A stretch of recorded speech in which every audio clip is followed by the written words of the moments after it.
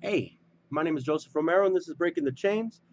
I wanted to talk to you about public schools, the role public schools play in our society in America, and the importance of them. And also, I wanted to talk to you about the disciplinary actions that schools perform. Now, back in the day, you used to be able to spank your kid in school. When they acted up, the teacher could spank them. We as a society determined that that wasn't a very good course of action. Even people who spank their children don't want a stranger spanking their children. So the laws changed. Now, being a parent and hanging around the lunchroom and around class and around the playground, I can tell you that there's still plenty of discipline going around in the terms of like yelling, um, handling children, uh, I think personally mentally abuse of children to like break their will, break their spirit. Uh, so when I think of public schools now that I've gone through them as as a person myself, as a student, and now as a parent, um, I have to say I do not like the public schools. I want to like the public schools. I want to be a pro public school person. That's why I try to work the avenues I do and try to make our schools better, at least one student at a time. And the administration seems to be on the wrong page. They're into disciplining children. You know, they made a law that you can't pass a kid past the third grade if they can't read. But then if you look into it, that also correlates with an odd thing that I found, and it's that they are making a prison cell for you if you can't read by the third grade. And I thought, wow, you think Susana Martinez picked that number out of her ass?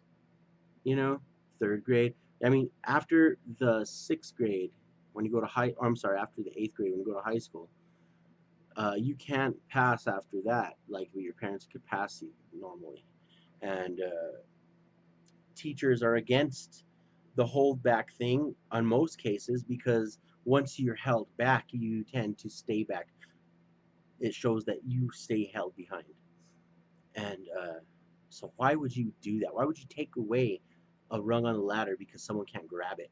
You know, in anything, you should be giving them more help. There should be like summer school instead of being held back, or but I mean, all these programs get taken out slowly but slowly, and the funding is moved into privatization, and the privatization of schools so far has been a mixed bag because you have some schools that are good and some schools that are bad, and what it looks like to me is some of the same old because the bad schools are usually in shitty areas. They're charter schools or private schools. They work under the guise of a public school, but they're privately owned. So they serve the public, but they're privately owned. It's like going to a public Walmart. Call a public Walmart.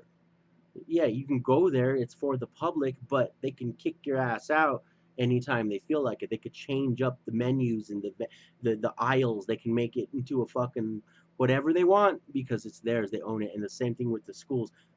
You really have not a whole lot of say in that, in the charter schools, and so you have to follow their curriculum. And some of them are great.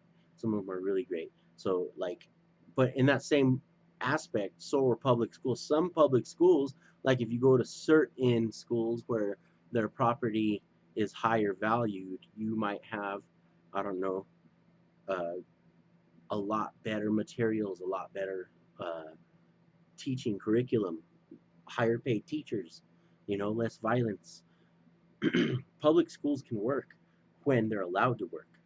Uh, but when you're cutting the lunch to 15 minutes, when you're cutting recess, when you're doing not corporal, when you're doing punishment on the kids by one talks and they all have to stay in for recess. Um, things like this are ways that you treat prisoners, and they're using our public schools to get them ready for prison. That's what it seems like to me, and I don't like it. And a few parents that I know don't like it, and we try to work within it, because what happens is most people don't have the desire to fight the system. They'll just change. They'll be, fine, I'll just go to the more funded school, and they'll go to the charter school. Oh, sorry, excuse me. Which is often better, uh, but not always. And they can kick you out if you're not up to par. So those are a lot of my complaints with the charter schools and public schools and the funding that goes to them, because the funding is off balance, and we need to get that back to our public schools. To one of my segments earlier, goes back to voting. We need to know who we're voting for, and also to hold them accountable. If they are corrupt, then we have to hold them accountable. It's a job of a society, not just a few people. If you leave it that way, then you are thinking with a herd mentality of you don't want to do shit and leave it to others. Um,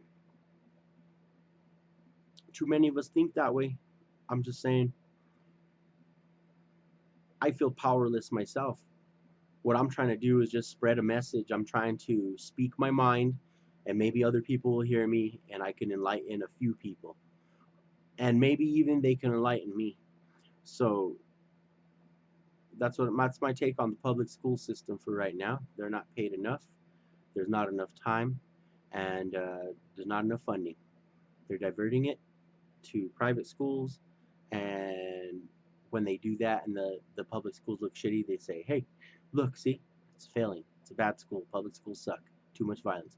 You know what we need? More fences, more cops, guns in school.